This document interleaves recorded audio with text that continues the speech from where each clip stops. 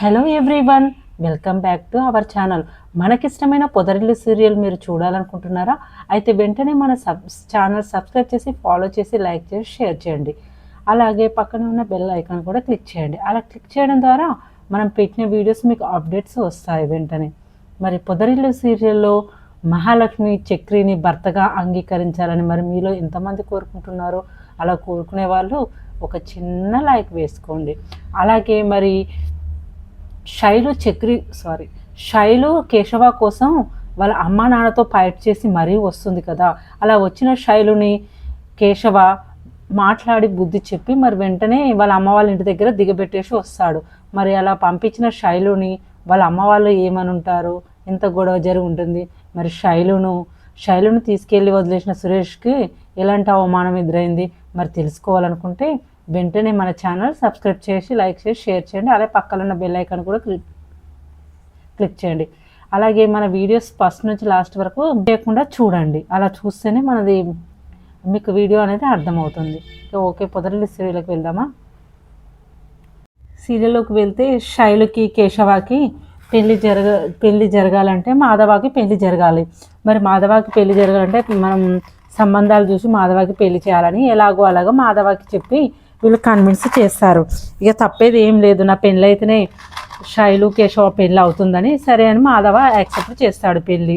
ఇక పెళ్ళి ఓకే చేసిన తర్వాత కుటుంబం అంతా నిర్ణయం తీసుకొని ఉంటుంది. ఇక అప్పుడు ఇది విన్న తాయారు గాయత్రి ఎప్పుడు చూసినా మాధవ అని తిరుగుతుంది. ఇక మరి మాధవాకి పెళ్లి చేస్తున్నారని తెలిస్తే ఇది ఏం చేస్తుందో ఏమో గాయత్రి వచ్చినప్పటి నుంచి మాధవ జపమే చేస్తుంది కదా. మరి ఏదో రకంగా దీని పిచ్చి ఆలోచన నుంచి బయటపడేయాలని తయారు ఆలోచించి ఇక పూజారి గారితో ఇలా మాట్లాడుతుంది. ఇక మాధవ జాతకంలో దోషం ఉంది, ఒకవేళ ఆ ఇంట్లో పెళ్లి జరిగినా కూడా విడిపోతారు, ఒకవేళ మాధవ ఉన్న ఇంట్లో పెళ్లి జరిగినా కూడా వాళ్ళకు వచ్చే ఆడవాళ్ళు వెళ్ళిపోతారు, ఇదే విధంగా పూజారితో చెప్పియాలని తయారు అనుకుంటుంది. ఇది ఇలా ఉండగా ఇక పక్కనే ఉండి గాయత్రి వింటూ ఉంటుంది. పూజారి గారితో మాట్లాడే విషయాలు తను వింటుంది. ఓ అలానా, మా బావ జాతకంలో దోషం అనేది లేదు, మా అమ్మనే తప్పుగా రాయించింది, ఇదంతా అంత అబద్ధమా, ఎంతవరకు జరుగుతుందో చూస్తా అని ఇక తయారు వెళ్ళి పంతులకు పైసలు ఇచ్చి ఈ మాట అనేది చెప్పిస్తుంది మాధవ ఇంట్లో.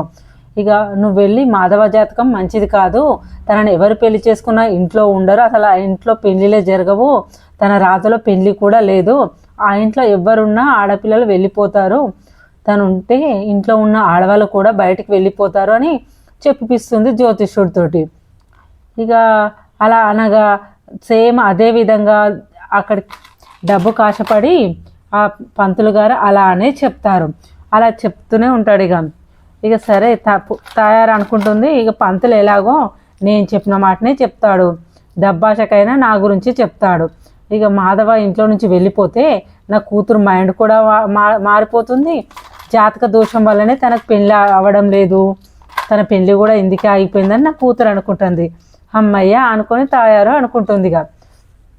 ఇక అప్పుడు గాయత్రి వచ్చి ఇలా అంటుంది, అసలు నువ్వు మనిషివేనా అమ్మా, అసలు ఏం మనిషివమ్మా, వాళ్ళ మీద అంత ఎందుకు పగపట్టినావు, భావజాతకం మంచిది కాదని ఎందుకు చెప్పిస్తున్నావే, అయినా వాళ్ళ ఫ్యామిలీ అంటే నీకెందుకే అంత పగ, తనకు నాకు పెళ్ళి కాలేదు కదా, ఎలాగో నా జీవితం ఎలాగో ఇలా సంకనాగిపోయింది, ఇక నువ్వు చేసిన పనికి నాకు చాలా కోపం వస్తుంది, అసలు నీ ముఖం కూడా చూడాలనిపిస్తలేదు ఛీ అని నువ్వు ఒక తల్లిగా నీ కూతురు మనసును కూడా అర్థం చేసుకోలేకపోయావు, బావ అంటే నాకు చాలా ఇష్టం, ప్రాణం అని చెప్పాను, ఏ రోజైనా నా మాట విన్న పాపాన పోలేదు, పోనీ వాళ్ళ బతికేదో వాళ్ళు బతుకుతున్నారంటే వాళ్ళ మీద చాడీలు చెప్పించి వాళ్ళ గురించి వివిధ రకాలుగా మాట్లాడిస్తున్నావు, అసలు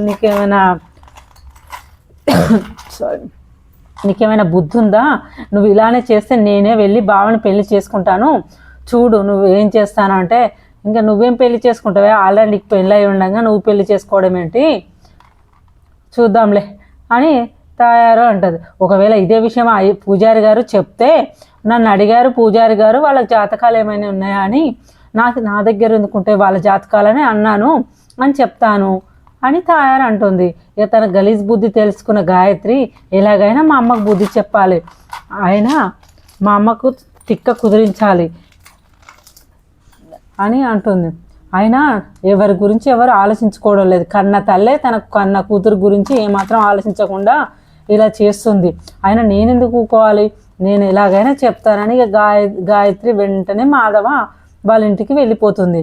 ఇక అలా వెళ్ళిన గాయత్రికి పెళ్లి చూపులు ఏర్పాటు చేసిన వాళ్ళు కనిపిస్తారు. పంతులు గారు కూడా ఉంటారు అక్కడ. ఇక ఇలా అనుకుంటుంది, పంతులు గారు ఇక్కడే ఉన్నారు కదా, మా అమ్మ చెప్పిన విషయం చెప్పినట్టు చెప్తున్నారా, ఇంకేదైనా మాట్లాడుతున్నారా, ఒకసారి విందామని గాయత్రి అలానే నిలబడిపోయి చూస్తూ ఉంటుంది. ఇక అప్పుడు మహాలక్ష్మి, కేశవ, కన్న, చక్రి అందరూ మాధవాన్ని మంచిగా రెడీ చేసి తీసుకొని వస్తారు. కానీ మాధవాన్ని చూస్తుంటే ఫేస్లో సంతోషం ఉండదు, ఏముండదు. తనకు అసలు పెళ్లి పైనే ఇష్టం అనేది ఉండదు. కానీ కేశవ శైలు పెళ్లి జరగాలి కదా, ఎలాగైనా వీళ్ళ పెళ్ళిళ్ళు జరగాలనే ఉద్దేశంతో తన పెళ్లికి ఒప్పుకుంటాడు. ఇక పంతులు గారు డబ్బులు తీసుకున్న పాపానికి ఏదో హడావిడి హంగామా చేస్తూ ఉంటాడు. సరే చూసుకున్నారా, పెళ్లి కొడుకు పెళ్లి కూతురు నచ్చిందా, పెళ్లి కూతురికి పెళ్లి కొడుకు నచ్చిండ్రా అంటే, సరే ఇదంతా కాదు, జాతకాలు చూడాలి కదా, మరి జాతకాలు కుదిరితేనే కదా పెళ్ళి అయ్యేది, ఫస్ట్ జాతకాలు చూస్తామంటే ఇక అప్పుడు గాయత్రి అంటుంది, పంతులు గారు చెప్పండి ఏం జరుగుతుందో చూద్దాం చెప్పండి అని ఇక మహాలక్ష్మితో అంటుంది. మహాలక్ష్మి ఇక్కడ ఒకటి జరుగుతుంది చూడు, ఏం జరుగుతుందో చూడు అంటే, అదేంటి ఏం జరుగుతుందో చూడు అంటుంది, అసలు ఏం జరుగుతుంది ఇక్కడ అని ఇక మహాలక్ష్మి, ఏంది ఇలాగ అంటున్నారు గాయత్రి, అసలు ఏం జరుగుతుంది ఇక్కడ, ఏదో ఒకటి జరుగుతుందని మాత్రమే తెలుస్తుంది, ఏం జరుగుతుందో ఏమో అనగానే అప్పుడే పూజారి గారు అంటారు, చిచ్చి ఇంత నష్టజాతకుడిని నేను ఎక్కడ చూడలేదు, ఇంత దరిద్రమైన జాతకమైంది బాబు, ఒకవేళ నువ్వు పెళ్లి చేసుకున్నా కూడా నీ పెళ్ళాం ఇల్లు వదిలిపెట్టి పెళ్తుంది, నువ్వు ఒకవేళ ఇంట్లో ఉంటే కూడా ఇంట్లో ఉన్న ఆడవాళ్ళందరూ వెళ్ళిపోతారు, నీ జాతకం ఇలా ఏడ్చింది, ఒకవేళ నువ్వు ఉన్నా కూడా వాళ్ళ పెళ్ళాలు పెళ్ళి కాగానే తెల్లారే వెళ్ళిపోతారు అని అంటే మాధవ చాలా బాధపడుతూ ఉంటారు. అప్పుడు వెంటనే, ఏం మాట్లాడుతున్నారు పంతులు గారు, మీరు చెప్పేది నిజమా, ఇదంతా నిజమేనా, మీరు ఏం మాట్లాడుతుర్రు, ఎవరి జాతకమైనా ఇలా ఉంటుందా అని అడుగుతారు. ఇక గాయత్రి మొత్తం ఇలా స్టోరీ అంతా చూస్తూ ఉంటుంది, సినిమా చూసినట్టు చూస్తుంది, ఏం జరుగుతుంది, ఇంకేం వీళ్ళ ఎలా రియాక్ట్ అవుతారు చూద్దామని నిలబడుతుంది. అప్పుడు అడుగుతారు, పంతులు గారు ఇది నిజమేనా మీరు చెప్పేది, చెప్పండి పంతులు గారు అంటే, 100కు 100 పాలు నిజం, నేను అబద్ధం ఎందుకు చెప్తాను, నీ విషయంలో నాకు అబద్ధం ఆడితే ఏం వస్తుంది, అసలు నీ జాతకంలో పెళ్ళి అనేది లేదు, ఒకవేళ నువ్వు పెళ్లి చేసుకున్నా కూడా అమ్మాయి అనేది ఇంట్లో ఉండదు, ఇక నీ ఇష్టం అని చెప్తాడు పూజారి. దయచేసి ఇక్కడ నుండి వెళ్ళిపోండి అని పెళ్లి వాళ్ళని పంపిస్తారు. ఇక నువ్వు చెప్పడం కాదు బాబు, నీ జాతకం ఏంటో విన్నాక చెప్తాం బాబు అని ఇక అందరి ముందు మాధవ గురించి పంతులు గారు అలా చెప్తే చాలా హట్ అయ్యి లోపలికి వెళ్ళిపోతారు.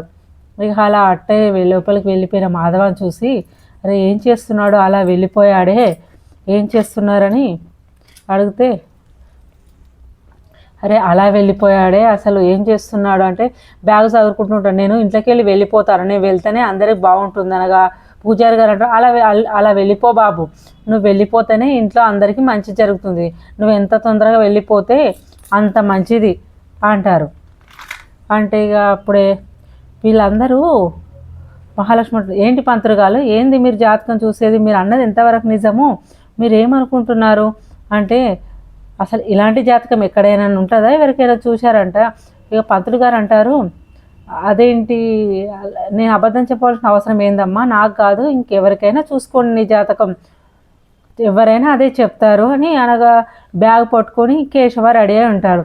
అప్పుడు పంతులు గారు చూసి గాయత్రి, బాబా ఏమన్నా చెప్పారా పంతులు గారు, ఏం చెప్పారు పంతులు గారు, ఏం మాట్లాడారు, ఇంకా మీరు ఏం చెప్తారా అని చూస్తున్నానంటే, బాగా నటిస్తున్నారంటే, నేనేం నటిస్తున్నానమ్మా, ఏం మాట్లాడుతున్నావు, ఏమంటున్నావు అంటే, అబ్బో సూపర్ మాట్లాడావు, పైసలు తీసుకున్నందుకు న్యాయం చేశావు, మా అమ్మ చెప్పమన్నట్లల్లా చెప్పావు, మా అమ్మ ఎలా చెప్పమంటే అలా పొల్లు పోకుండా చెప్తున్నావు అంటారు. నేను చెప్పడం ఏంటమ్మా అంటే, అరే నువ్వు ఎంత తీసుకున్నావు ఏంటి, మా అమ్మ దగ్గర డబ్బులు తీసుకోవడం నేను చూశానులే, అంటే ఏం మాట్లాడుతున్నావు అమ్మా, నువ్వెవరు, అసలు ఎవరమ్మా ఈ అమ్మాయి, ఏం మాట్లాడుతుంది, ఇట్లా అవమానిస్తుంది అంటే అప్పుడు అంటుంది, మహాలక్ష్మి ఏం మాట్లాడుతున్నావు గాయత్రి, ఏంది అంటే అప్పుడు అంటారు, మా అమ్మ ఉంది కదా, ఈ పంతులు గారికి పైసలు ఇచ్చి ఇలా చెప్పు, నీ జాతకం మంచిది కాదు, నీ జాతకంలో నువ్వు చేసుకుంటే ఎవరైనా వెళ్ళిపోతారు, ఇలా మా అమ్మ చెప్పమన్నట్టు చెప్పి ఇలా చెప్పారు. కావాలంటే నా దగ్గర ప్రూఫ్ కూడా ఉంది, వీడియో చూపిస్తా చూడుర్రి. మా అమ్మ కావాలని డబ్బులు ఇచ్చి ఇలా చెప్పించింది. అయినా ఈ పంతులు చెప్పేది నిజమైతే, ఈ జ్యోతిష్యమే నిజమైతే, మరి ఇన్ని రోజులైనా మహాలక్ష్మి ఇంట్లో ఎందుకు ఉంటుంది, ఇల్లు వదిలిపెట్టి పోవాలి కదా, ఇన్ని రోజులు ఎలా ఉంటుంది, ఒకవేళ శైలు ఎందుకు వస్తుంది, శైలు కూడా ఇంటికి రావద్దు కదా, ఒకవేళ నీ పెళ్ళి అయ్యేదాకా కావద్దని వాళ్ళు ఆలోచిస్తున్నారు, లేదంటే వాళ్ళకు కూడా పెళ్ళి అయ్యేది కదా, నేను మా అమ్మ చెప్పేది విన్నాను కాబట్టి సరిపోతుంది, లేదంటే ఇలాంటి పిచ్చి జాతకాలు, ఇలాంటి అబద్ధం చెప్పే జాతకాలు నిజం అనుకొని నమ్మేస్తావా అని అంటారు. అప్పుడు చక్రి అంటారు, ఏరా పంతులు, నువ్వు పెద్దోడివి కదా అని మేము పిలిస్తే నీ ఉద్యోగాన్ని పక్కన పెట్టి ఇలాంటి పిచ్చి పనులు కూడా, అబద్ధపు జాతకం కూడా చెప్తున్నావా, నీ పని చేస్తాగు అంటే, బాబు క్షమించు బాబు, నిజంగానే ఆవిడ డబ్బులు ఇస్తే నేను ఇలా చేశాను, నీకు అలా చేస్తే ఏమొస్తుంది బాబు అంటే, కదా వచ్చిన పని చూసుకొని ఉన్నది చెప్పి వెళ్ళాలి, నువ్వు పేరుకు పెద్దోడివి పంతులైనావు కాబట్టి చెడిపోయింది, లేదంటే ఎలా జరిగేదో అలా జరిగేది అంటే అప్పుడు మహాలక్ష్మి అంటది, మీరు పెద్దవారండి, మీ చేతికి మీదిగా ఎన్నో పెళ్ళిళ్ళు చేశారు, ఎన్నో పూజలు పునస్కారాలు చేశారు, ఇలా చేయడం తప్పు కదా, ఒకవేళ మా గాయత్రి వచ్చి ఉన్న నిజం చెప్పకపోతే మా పెద్ద ఇల్లు వదిలిపెట్టిన జాతకం ఇంతే, నేను దురదృష్టవంతుణ్ణి అని ఇల్లు వదిలిపెట్టి పోయేవాడే కదా, మీరు ఇలానే చేస్తారా, ఇలానే డబ్బులకు ఆశపడి ఇలా చేస్తారా అంటే అప్పుడు ఇక పూజారి గారు వెళ్ళిపోతారు, పూజారి గారు సైలెంట్ అయిపోతారు. అప్పుడు గాయత్రి అంటుంది, ఇలా కాదు బావా, ఇలా వదిలేయద్దు అంటే పూజారి గారు అందరికీ గాయత్రి అంటుంది, ఊరికే వదిలిపెట్టొద్దు, తగిన శాస్త్రి చేయాలి, దెబ్బకు దెబ్బ తీయాలంటే, ఏంటమ్మా ఇప్పుడు నన్ను కొడతారా అంటే అలా ఏం లేదని గాయత్రి డైరెక్ట్ పూజ గదిలోకి వెళ్ళి పసుపు పొమ్ము తాడు కట్టి తీసుకొని వస్తుంది. అప్పుడు మాధవ దగ్గరికి వచ్చి, బావా నా మెడలో తాళి కట్టు, ఈ పూజారి నోటితోనే అన్నాడు కదా, నీకు పెళ్ళే జరగదు, ఒకవేళ పెళ్ళి జరిగినా కూడా పెళ్ళాం వెళ్ళిపోతుంది, ఈ ఇంట్లో ఎలాంటి శుభకార్యాలు జరగవు అని మాధవ బావ నా మెడలో తాళి కడతాడు, అప్పుడు మీరే పెళ్లి మంత్రాలు చదవండి, అప్పుడు తెలుస్తుందని గాయత్రి మాటలకి చాలా అందరు షాక్ అయిపోతురు. ఏం మాట్లాడుతున్నావు గాయత్రి, అర్థమవుతుందా అంటే, నాకు అర్థమవుతుంది బావా, నాకు అర్థమవుతుంది, ఇక్కడ ఏం జరిగినా అనవసరం, ఏం జరుగుతుందని కూడా నాకు అనవసరం, మా అమ్మను ఎంతగానో ఆపుదామని చూసినా మీ ఫ్యామిలీ పట్ల ఇలా చేస్తూనే ఉంది, మా అమ్మకు తగిన బుద్ధి చెప్పాలంటే ఇలానే చేయాలి బావా, నా మెల్ల తాళి కట్ట అంటే మాధవ అంటాడు, అవును బావా నీకు పెళ్ళి అయింది కదా, ఇలా ఎందుకు చేస్తున్నావు అంటే, అయింది బావా పెళ్ళి మాత్రమే అయింది, కానీ నేను విడాకులు తీసుకున్న విషయం, తనతో విడిపోయిన విషయం మీకు తెలుసా, నా భర్తతో పెళ్ళైన రోజు నుంచి ఎన్నాడు నేను ఆప్యాయంగా ప్రేమగా ఏనాడు లేను, పెళ్ళైన రోజు నుంచి ఇప్పటి వరకు అసలు భర్తగా కూడా లేదు, ఆ రోజు కూడా ఇలానే చేసినావు, ఆ రోజు నేను తాళి తీసుకొచ్చి నా మెల్లో కట్టమంటే ఇల్లు పరువు అది ఇదని చెప్పి ఇలానే చేశావు, ఆ రోజు కూడా నా లైఫ్ నాశనం అయిపోయింది, నేను నా భర్తతో విడాకులు తీసుకొని మాత్రమే ఇక్కడికి వచ్చాను, కాకుంటే ఇజ్జత్ పోతుందని అడిగిన వాళ్ళకు ఏం జరిగిందో చెప్పకుండా ఫంక్షన్ కోసం వచ్చామని మాత్రమే చెప్పాను, కానీ నా విషయంలో నా మనసులో ఎవరూ లేరు, బావ మాత్రమే ఉన్నాడు, బావనే నా భర్త, నేను ఈ విషయాన్ని అమ్మని పంపించి మరీ చెప్పాలనుకున్నాను, కానీ మా అమ్మ ఎత్తుగడల మీద ఎత్తుగడలేసి ఇలా మిమ్మల్ని ఇలా చేస్తుందని నాకు తెలియలేదు, మా అమ్మకు ఈరోజు ఎలాగైనా నేను బుద్ధి చెప్పాలి, మా అమ్మకు ఇలా చేస్తేనే బుద్ధి వస్తుందనగా అప్పుడు నారాయణ అంటాడు, శభాష్ గాయత్రి, నువ్వు చేసింది కరెక్ట్, మీ అమ్మకు బుద్ధి రావాలంటే ఇలానే చేయాలి, నువ్వు చేసింది కరెక్టే అంటే, ఏంది నాన్న నువ్వు కూడా ఆమెతో ఇలా మాట్లాడుతున్నావు, ఎందుకు నాన్న ఇలా మాట్లాడుతున్నావు అంటే, అవునరా గాయత్రి నేను ఇష్టపడుతుంది, నేను ఇష్టపడ్డది కాబట్టి నేను పెళ్లి చేసుకుంది, అయినా అమ్మాయికి విడాకులు అయిపోయింది, విడాకులు అయిపోయినాక ఇంకేంటి అమ్మాయిని పెళ్లి చేసుకోవడానికి, ఒక అమ్మాయి నువ్వు ప్రేమిస్తున్నా, నువ్వు అంటే ఇష్టమో చిన్నప్పటి నుంచి ఇష్టమని చెప్తుంటే నువ్వేంట్రా ఇలా మాట్లాడుతున్నావు అంటాడు నారాయణ. ఇక మొత్తానికి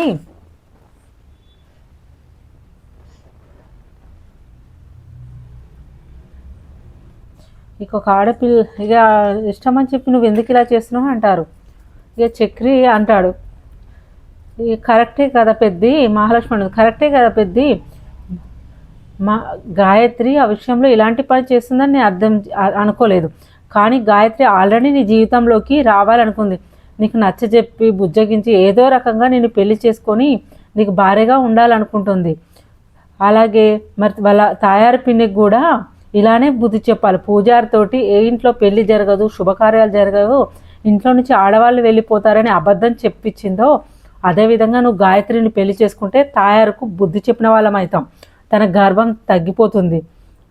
తనకు పెళ్లి చేసుకో, నువ్వు గాయత్రిని పెళ్లి చేసుకోవాలి పెద్ది అని అంటారు. ఇక వెంటనే పెద్ది అంటాడు, మీరెన్నైనా చెప్పండి, నా మనసు ఇది అంగీకరించడం లేదు. ఏందో ఆ పూజారి గారు ఇలా చెప్పడం ఏంటో, గాయత్రి వచ్చి మాట్లాడడం ఏంటో, ఇది ఎంతవరకు అబద్ధమో కరెక్టో నిజమో అంటే ఎందుకు అలా అంటున్నావు పెద్ది, తను క్లారిటీగా వీడియో చూపించింది కదా, మీరు ఎందుకు అలా అంటున్నారు? మీకు గాయత్రికి మీరు అంటే చాలా ఇష్టం కదా, మొత్తం తయారు ఏం చేసిందో వీడియో మొత్తం చూపించింది ఏం చేసిందో అంటే, అవును ఆవిడ గురించి మనకు మొత్తం తెలిసిందే, కాకుంటే ఆవిడని ఇబ్బంది పెట్టడం కోసం ఇప్పుడు తాళి కట్టలేను కదా అంటే, అలా కాదు పెద్ది, మీకు గాయత్రి అనేది ఇష్టం లేకుంటే ఒకసారి గాయత్రిని చూసి చెప్పండి, నేను చూస్తూనే ఉన్నాను. ఏదో కేశవ శైలి పెళ్ళి మీ వల్ల ఆగిపోతుందనే ఉద్దేశంతో మాత్రమే మీరు పెళ్లి సంబంధం కావాలని బలిమిటి కూర్చున్నారు. మీ ఫేస్ చూస్తే తెలుస్తుంది, మీ కళ్ళు చూస్తే తెలుస్తుంది పెద్ది మీకు గాయత్రి అంటే ఎంత ఇష్టమో అని. గాయత్రి పెద్దితో మాట్లాడుతుంది. ఇక చక్రి అంటుంటాడు, ఈవిడకైతే అందరి గురించి అర్థం చేసుకుంటుంది, నన్ను మాత్రం అర్థం చేసుకోరు, ఈవిడకి అందరి బాధలు తెలుస్తాయి, అందరి అర్థం చేస్తాయి, నన్ను మాత్రం అర్థం చేసుకోరు అనగా ఆవిడ పక్కన మహాలక్ష్మి ఏమంటున్నావు చక్రి అంటే, ఏం లేదండి ఏం లేదు, మరి కంటిన్యూ చేయండి, ఏం లేదండి మంచి ఫ్లోలో ఉన్నారంటే, అప్పుడు గాయత్రి అంటారు, అదంతా కాదు బావా, మీరంటే నాకు ఇష్టం, నాకు మిమ్మల్ని పెళ్లి చేసుకుంటా, అదేదో నేను నా జీవితంలో నిన్ను తప్ప ఇంకెవ్వరిని భర్తగా ఊహించలేను, ఇంకా నేను లేట్ చేసి ఏం చేయాలి, నేను నిన్ను పెళ్లి చేసుకుంటాను, మీరున్నారు ఇక్కడ, మీ ఆశీర్వాదం తప్ప నాకు ఇంకేం వద్దు, నేను మిమ్మల్ని పెళ్లి చేసుకుంటాను, నా మెల్లో తాళి కట్టుర్రి అని బతలాడుతుంది గాయత్రి. ఇక దూరం నుండి నక్కి చూస్తుంది తాయారు. ఈ గాయత్రి ఏం చేయబోతుంది, పెళ్లి చేసుకుంటుందా అని ఆలోచిస్తూ ఉంటుంది. ఇక గాయత్రి లోపలికి వస్తే అయిపోయినట్టు, వీళ్ళ మధ్యన నలిగిపోతుందని అక్కడే ఉండి వింటూ ఉంటుంది. ఇక అప్పటికి ఇలా అనుకుంటూ తాయారు, ఇది ఎంత పిచ్చిమాలోకం కాకుంటే అడగగానే తాళి కట్టేస్తాడా, ఆ రోజు ఎంతమందిని అడగగా తాళి కట్టలేదు, ఇప్పుడు తాళి కడతాడా, ఏదో అనుకొని వెళ్ళిపోయింది. వాళ్ళ కుటుంబం గురించి నాకు తెలుసు, దీనికి ఏం తెలుసు అని ఇక అనుకొని తయారే వెళ్ళిపోతుంది, అక్కడ నుండి వెళ్ళిపోతుంది. ఇక మాధవకి ఏం చేయాలో అర్థం కావట్లేదు, ఏం అర్థం కాదు, అయోమయంలో ఉంటాడు. ఇక అప్పుడు కన్నా అంటాడు, అన్నయ్య గాయత్రి వదినకు తాళి కట్టన్నయ్య, తను నీకోసం అంతా వదిలేసి వచ్చింది, నువ్వే కదా అన్న తన జీవితానికి, నువ్వు తాళి కట్టేసే అన్నయ్య అని కన్నా అంటే, ఏరా నువ్వు కూడా చెప్పేటోడు అయ్యావరా నీతులు అంటే, అదేంటన్నయ్య నువ్వే కదా అన్నయ్య చెప్పమంటావు, చేసేది మంచి అయితే చిన్న పెద్ద చూడకూడదు, చెప్పమన్నావు కదా అన్నయ్య అంటాడు.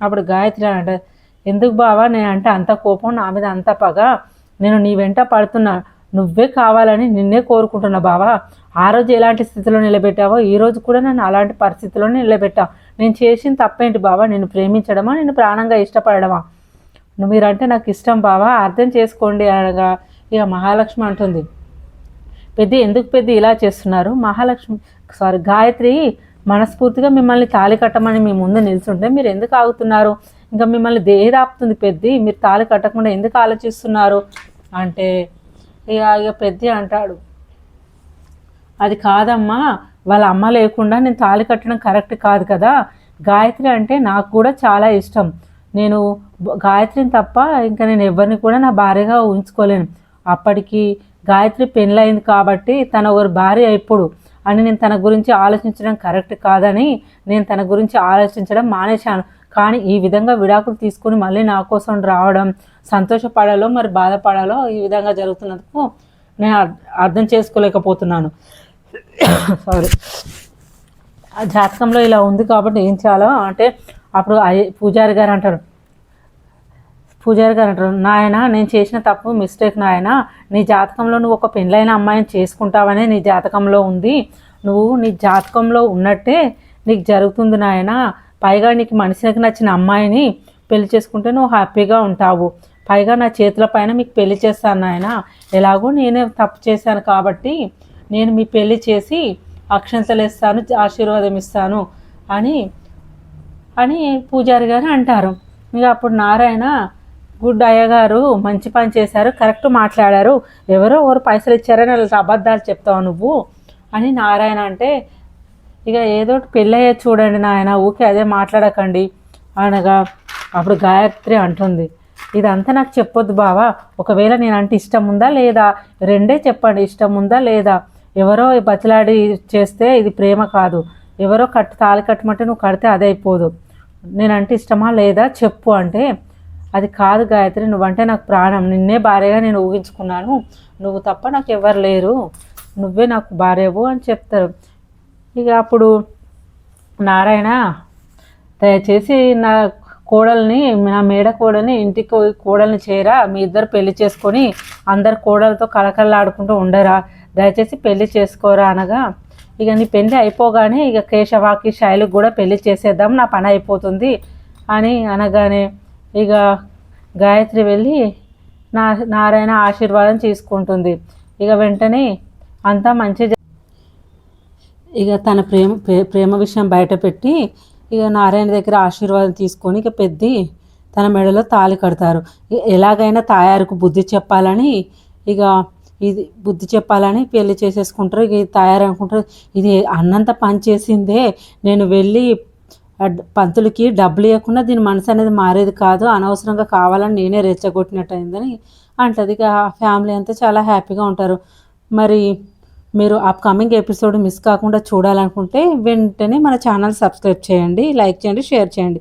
Thank you for watching our videos.